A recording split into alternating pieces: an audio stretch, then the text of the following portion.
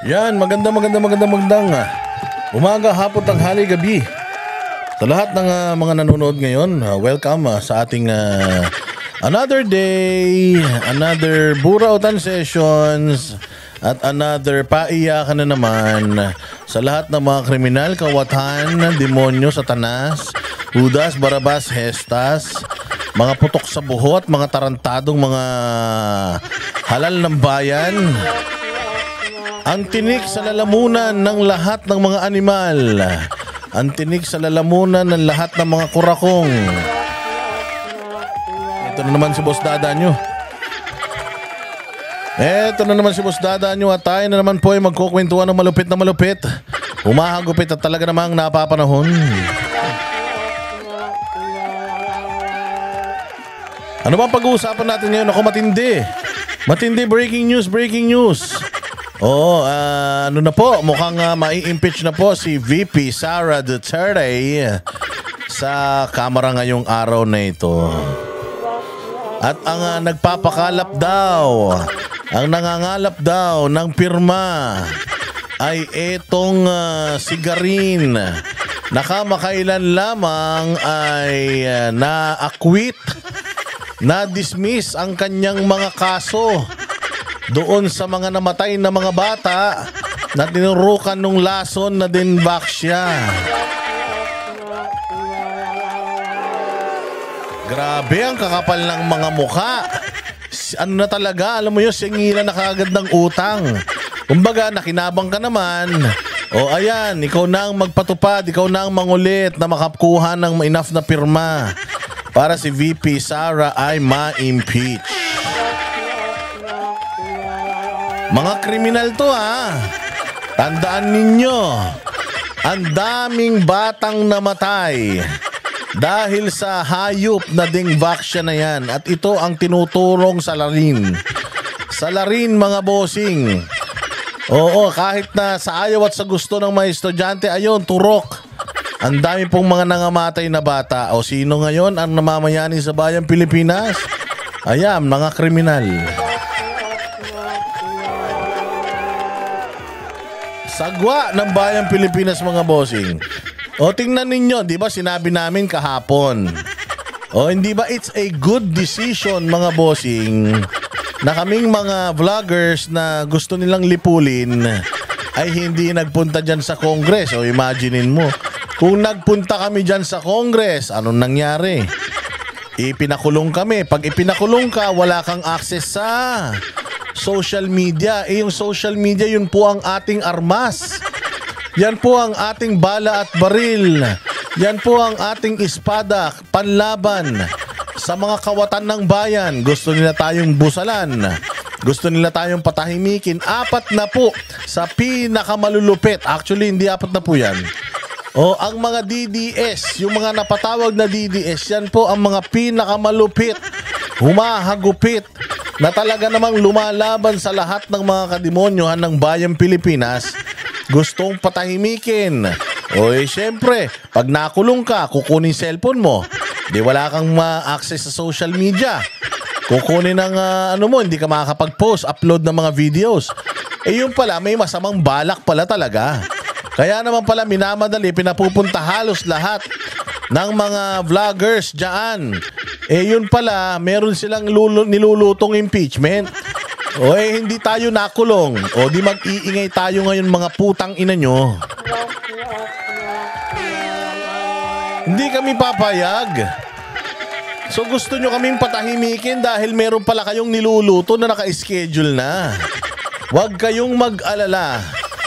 Hindi kami mananahimik, hindi kami matatakot, tuloy-tuloy lang ang pagbatikos.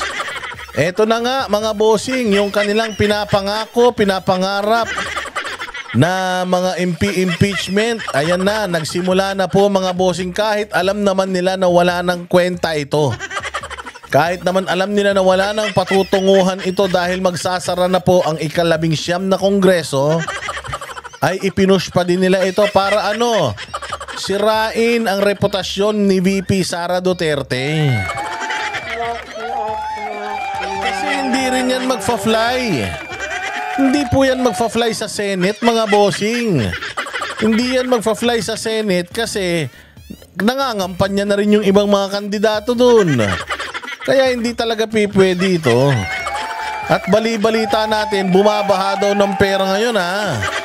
Ito hindi ito personal knowledge mga bossing. Ito ay nilalahad ko lang kung ano yung mga nabasa ko sa social media. Na bumabaha daw ng pera dyan ngayon at nagkakasigawan, nagkakabrasuhan. Talaga naman, hoy, tumanaw tayo ng utang na loob na wala yung mga kaso natin dahil sa kanila. O, yung mga mamamatay tao, yung mga kurakong, na yung kanilang mga utang sinisingil na ng administrasyon. Madalian mga boss. 152 na pirma lang ang kailangan. Meron na daw silang 153. Talagang gigil na gigil sila. All along, hindi sila papayag na matatapos itong kongreso na to na hindi man lang napakinabangan yung mga ibinayad sa kanila. Oo, kasi matatalo na itong mga congressman na to eh. Kasi kung itong mga congressman na to malalakas to at alam nila mananalo at congressman pa rin sila sa 2025. Pagkatapos ng election, congressman pa rin sila. Patatahimikin muna nila to eh. Tapos, aatakihin nila pagkabalik ng kongreso. Eh hindi. Sino-shortcut na nila mga boss. Sino-shortcut na po nila yung proseso kasi alam nila na hindi na sila mananalo. Kaya kahit man lang sana yung reputasyon ni VP Sara, mantakin mo, si VP Sara na impeach sa kongreso. Ay, hindi ba? Tingnan nyo yung nangyari sa SMNI franchise. Sa kongreso, yung SMNI franchise na-revoke na. Pero hindi pa siya totally revoked. Bakit? Dahil nga, hindi pa yan tinatalakay ng Senado. At ang daming mga senador ang nagbibigay ng kanilang mga opinyon patungkol sa impeachment dahil mukhang talagang ayaw nila nito. Because again, this is divisive. Kaya nga mga INC, mga kapatiran dyan sa Iglesia ni Cristo, oo, ginawa kayong mga ulul netong kamera. Kaya abangan natin, ilalabas natin kung sino-sino ang mga pumirma sa ni VP Sara, impeachment ni VP Sara. At kayong mga kapatiran sa INC, ito po yung walang mga respeto sa inyo. Ito po yung mga congressman na pumirma dito sa impeachment ni VP Sara. Sila po yung mga walang pakialam diyan sa iginawa ninyong peaceful rally. Panis daw kayo, wala kayong kwenta, wala kayong bilang. Wala daw silang pakialam sa boses ninyo. Kasi daw, mga tanga naman kayo. Iboboto nyo pa rin naman daw sila. O ayan mga ka-INC. O tandaan po ninyo itong nangyari ngayong araw na ito. Kayo po ay nagrally ng umabot ng milyon-milyon sa buong Pilipinas. Pero wala daw kayong bilang. Wala daw kayong kwenta. Bakit naman daw kayo pakikinggan? Oo, wala naman daw kayong voting power. Wow! Tingnan natin mga kapatid na Iglesia ni Cristo. Oo, tandaan natin itong mga ilalabas nating mga pangalan sa susunod na araw. At sa lahat ng mga lokal, ng INC sa bawat probinsya, lugar sa buong mundo. Huwag niyong iboboto to unang-una yung hayop na si Garin na yan. O na siya pa daw ang namimilit na magpapirma sa mga tao at may mga nakikita tayong kumakalat sa social media na mukhang malaki daw ang bayaran mga boss. Magkano naman kaya? Talagang ang bayang Pilipinas ay hindi na po pinatatakbo ng demokrasya.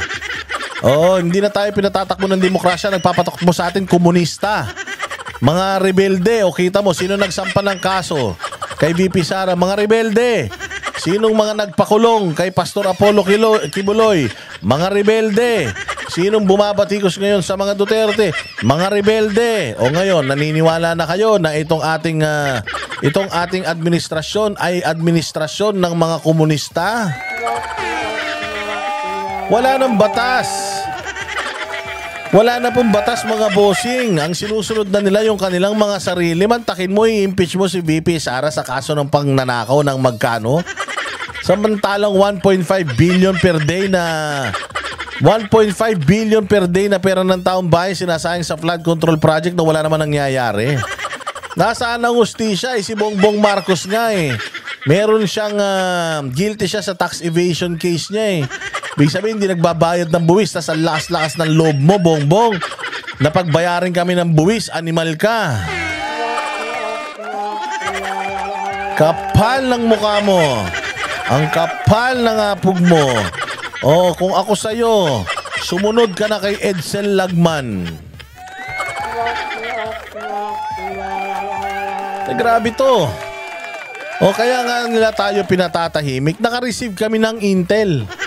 Naka-receive kami ng intel na ilalagay daw kami sa Quezon City Jail. I-hold kami, hindi kami papahawakin ng cellphone para pag nag-push through ito, walang mga malulupit na mga vloggers ang magko-content. Ang magko-content, puro yung mga kakampi nila na hindi nila pinatawag. Pero napapansin nyo ba? Napapansin nyo ba? Ba't ganun? Parang kulang yung mga nando doon. Wag naman sana na pinagkanulo kami ng mga wala doon, ha?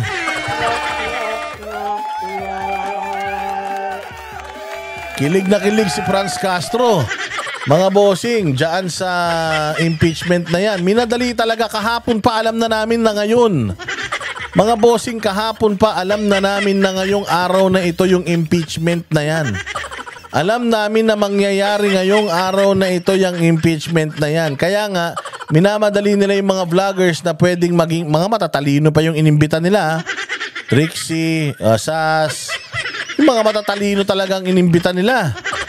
O kasi nga alam nila na itong mga tao na to talagang pinakikinggan na kapag may sinabi kami, sigurado sumusunod yung mga followers namin. Kaya ngayon, tandaan ninyo itong mga pangalang ilalabas natin balang araw. At ito pong mga pangalan na ito, wag na nating ibalik sa kapangyarihan tong mga hayop na to.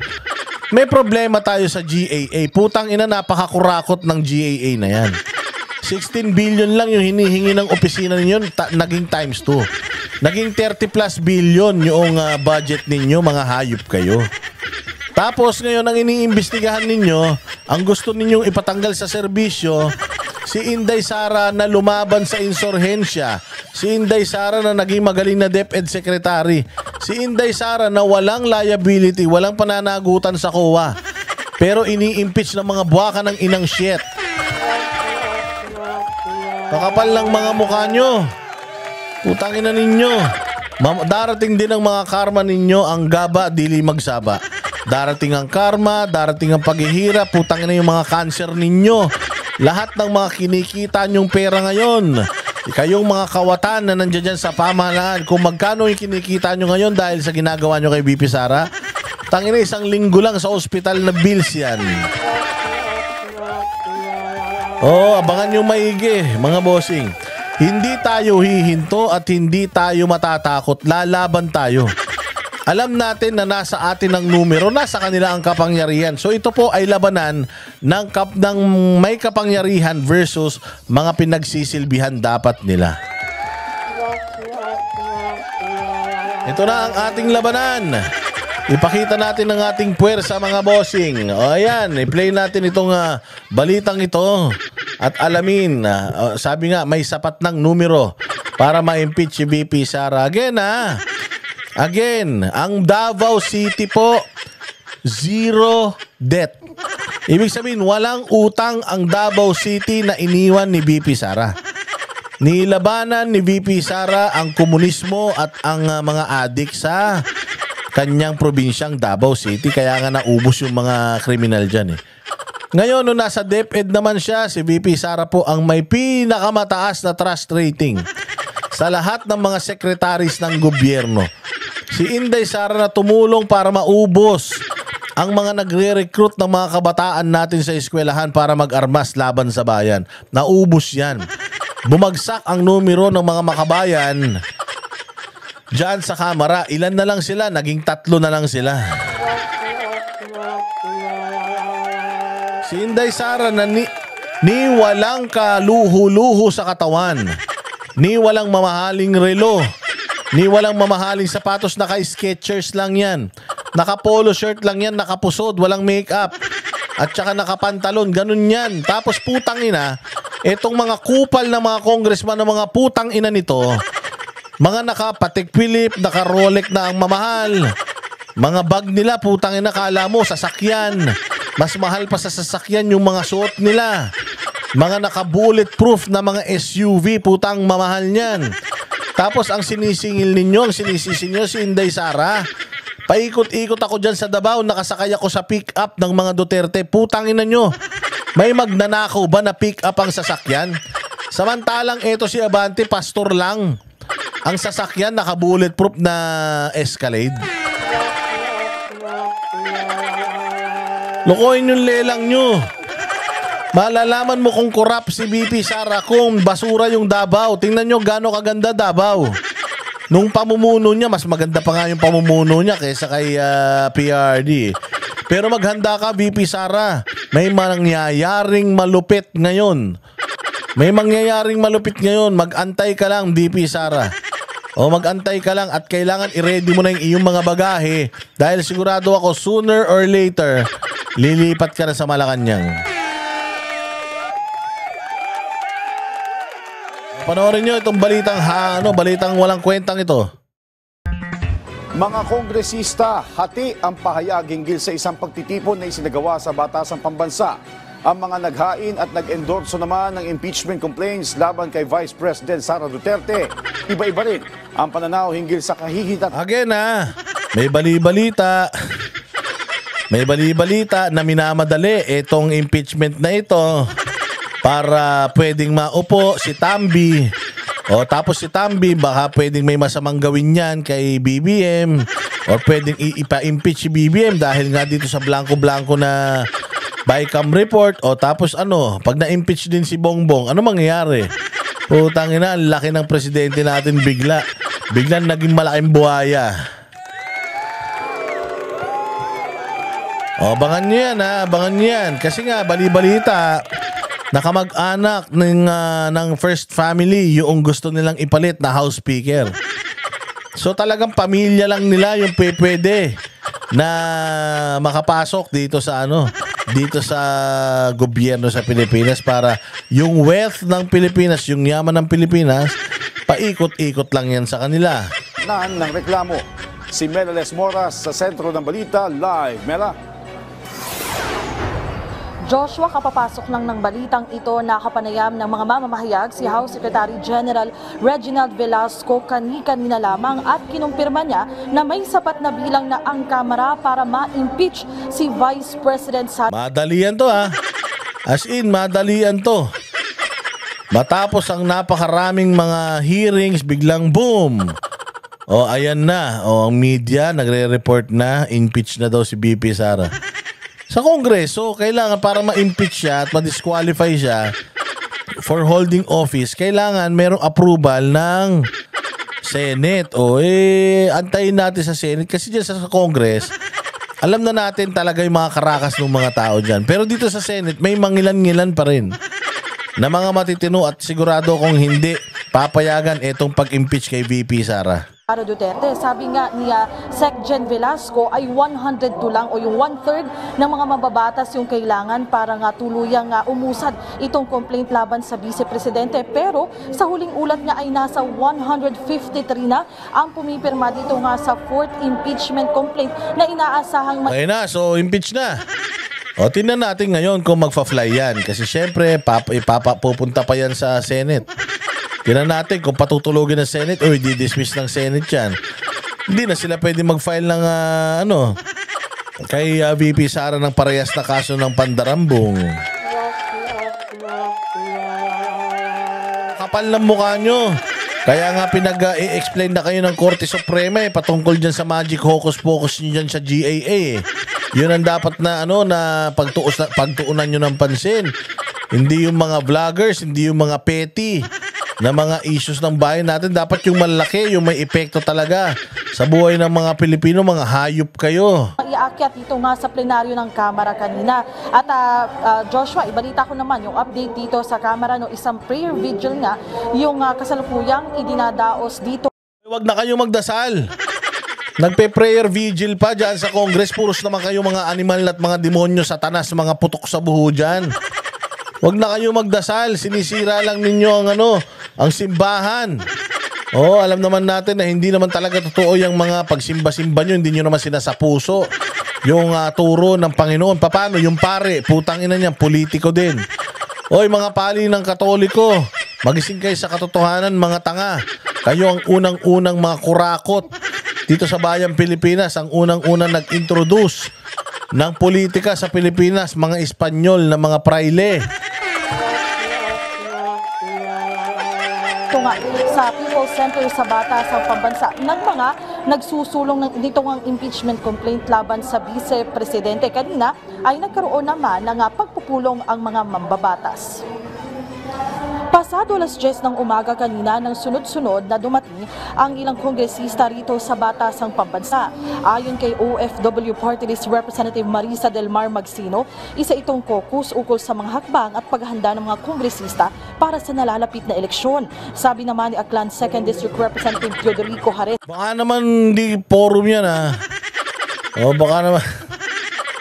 Baka mga meeting ng sindikato yan Jr., hindi ito caucus kundi simpleng fellowship lamang ukol sa mga nakamtan na at mga gagawin pa ng mga kongresista sa ilalim ng 19th Congress. Iba naman ang pahayag ni House Deputy Minority Leader Franz. Tayo na kilig Yung model na St. Peter, kilig na kilig. Ma'am, parang tinatagay mo lang yung formalin Ang tindi ni Madam, talaga naman, walk up like this siya. Para sinampal-sampal siya ng 5 pusa. Meron pa siyang pula sa pisngi. Ay na, committed child abuser. Kinakausap ng mga media. Itong aling ito may ginawang kabulastugan sa gobyerno. Nakita nyo ba yung tapatan nila ni Bato? Napahiya ito. Muntik na lunukin yung mic. At ito rin nagsabi na proud daw siya na makakaliwa siya. Boba talaga. Franz Castro, tangina, pag natalo ka sa Congress, wag ka nang bumalik magturo sa mga estudyante Wala silang matututunan sa'yo kundi puro kabobohan Castro at ang kanyang revelasyon patungkol nga sa impeachment complaints laban kay Vice President Sara Duterte ang pagpupulong na umano ito. Tingnan nyo, sino ang mga nagfa-file ng kaso? Komunista. Tapos inapprove nila. Putang inang kakapal ng mukha nyo. Mantakin mo mga komunista. Pinapaandar kayo. Mga komunista, inuutos-utusan kayo. Mga sundalo at mga pulis, putang ina, ito yung mga congressman natin at mga senador natin. Nakikipagkasundo sila at binibigyan nila ng importansya itong mga pinagpapagawang sirkus ng mga makabayan black. Ilan na nga lang sila, may boses pa. 4, 3 na lang yata na partido yan sa kamera, putang ina, nagkakabulahan pa tayo. Oo, puta. Ito ang pinakamatindi sa lahat. Mga sundalo, habang nakikipagpatayan kayo dyan sa bundok, wala dyan yung mga kalaban nyo. Andi dito na sila lahat, nasa Malacanang na sila, nasa Congress. Wala na kayong aabutan sa mga kuta ng mga NPA dyan.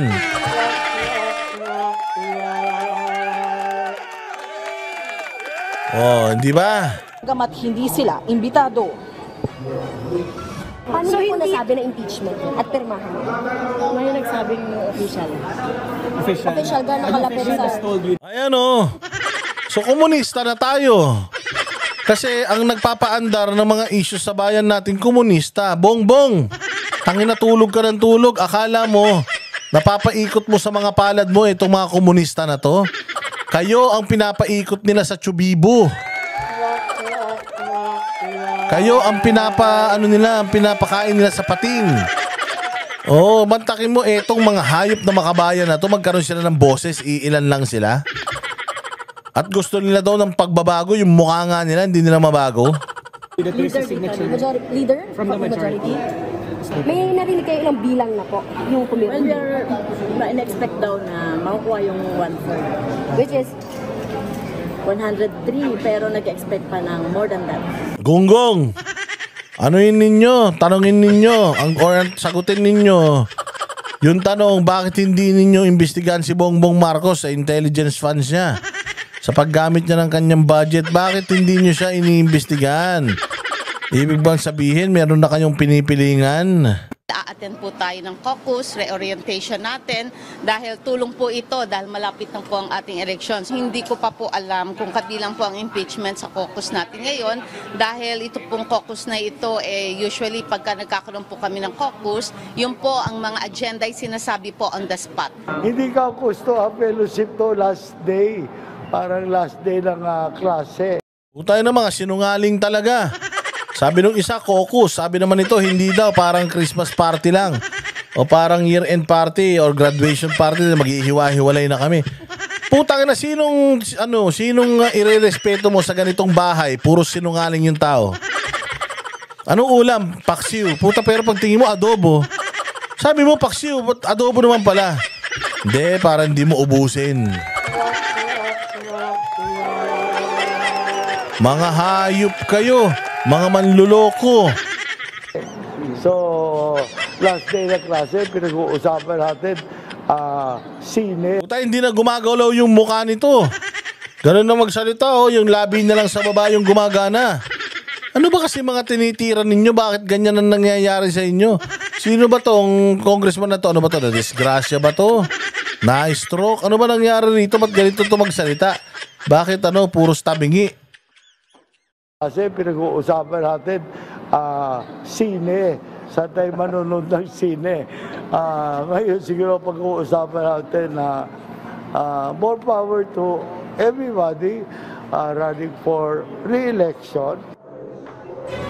Ang mga naghain naman at nag-endorso ng impeachment complaints laban sa Vice Presidente, iba-iba rin ang pananaw kung may kahinatnan pa nga ba ang mga reklamo laban kay Duterte. May ilan kasing nagsasabi na kulang na sa oras bagamat ang iba hindi nawawala ng pag-asa. I signed one of the impeachment. Ayan tandaan nyo sinong pangalan nitong puki ng inan to. Ayan, tandaan nyo yung pangalan ng hayop Tandaan nyo yung pangalan One of the endorsement. Ayan Gabriel Bordado Jr. Alam nyo ba, kamag-anak yata ito nila Marcos. Tapos balitang-balita na ito yata yung gusto nilang ipalit kay Romualdez. Abangan nyo dito nyo narinig yan. Dito nyo first time narinig yan na si Romualdez ay tinatrabaho na din ng kanyang mga kaibigan sa dyan sa taas. Matapos trabahuin si Zaldico. Ito naman si Romualdez naman. Patay, wala na. Magugutom na lahat ng congressman. Pagka wala na si sa pangalan.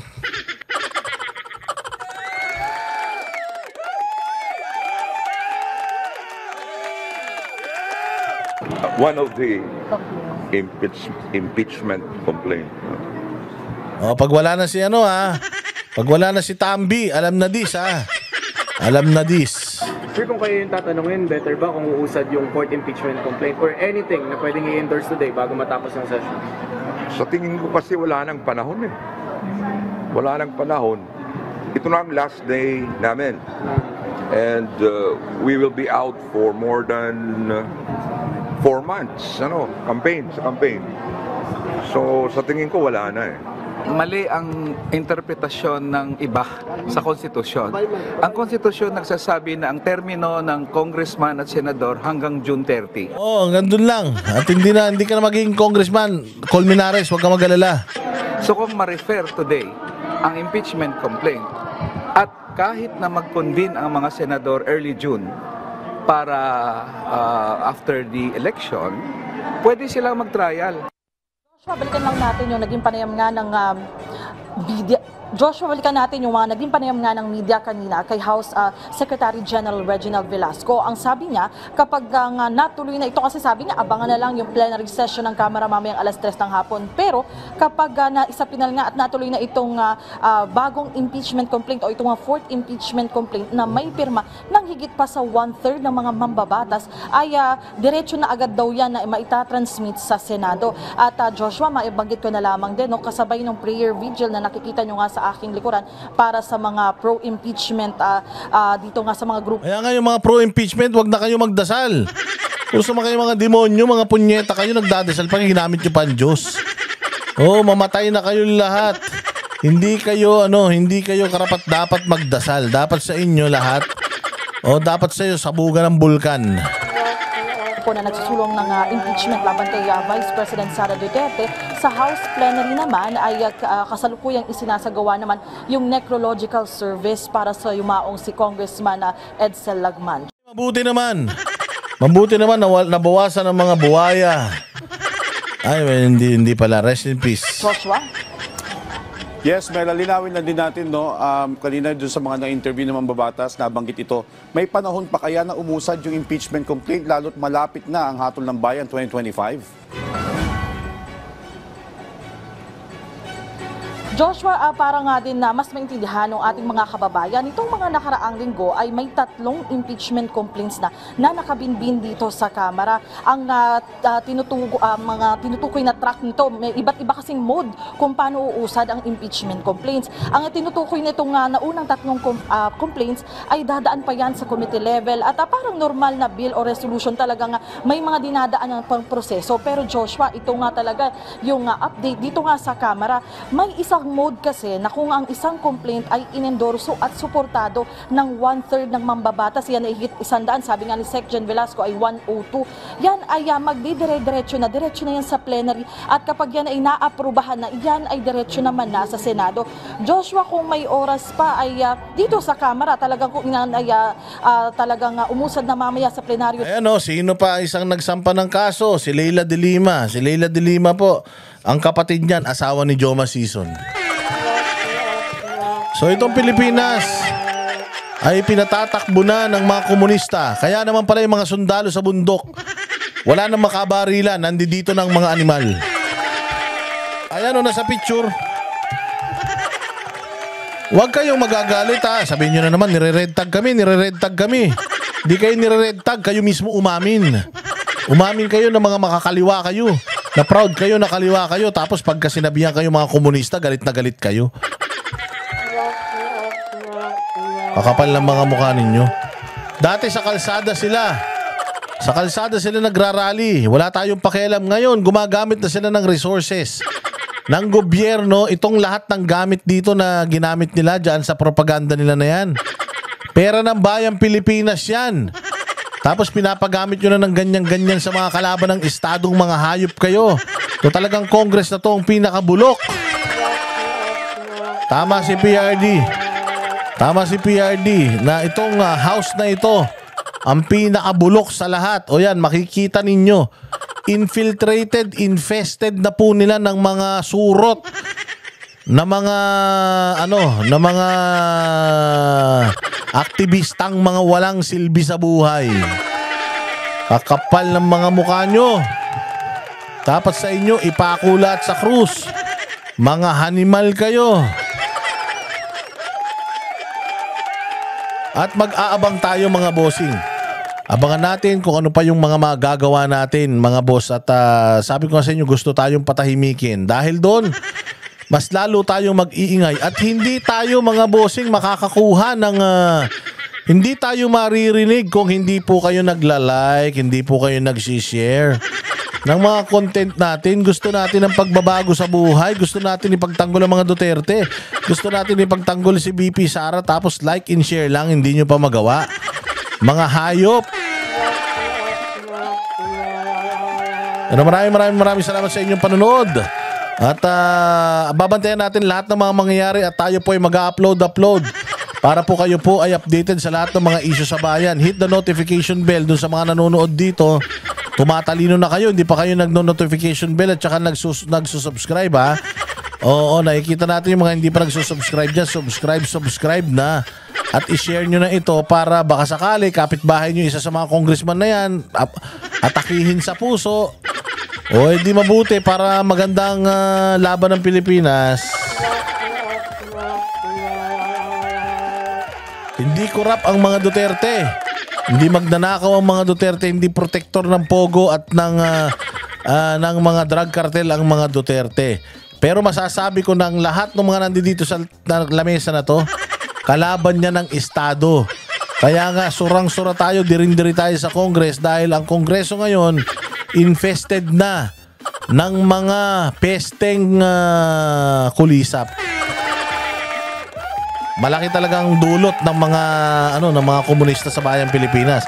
Kaya sa Mayo, parang awa nyo na sa party list, wag na kayo. Wag na kayong boboto ng kahit isang party list ng mga komunista. Okay, parang awa nyo na. Kung hindi, bahala kayo sa buhay ninyo. Mga matay kayo sa gutom, mga matay kayo sa...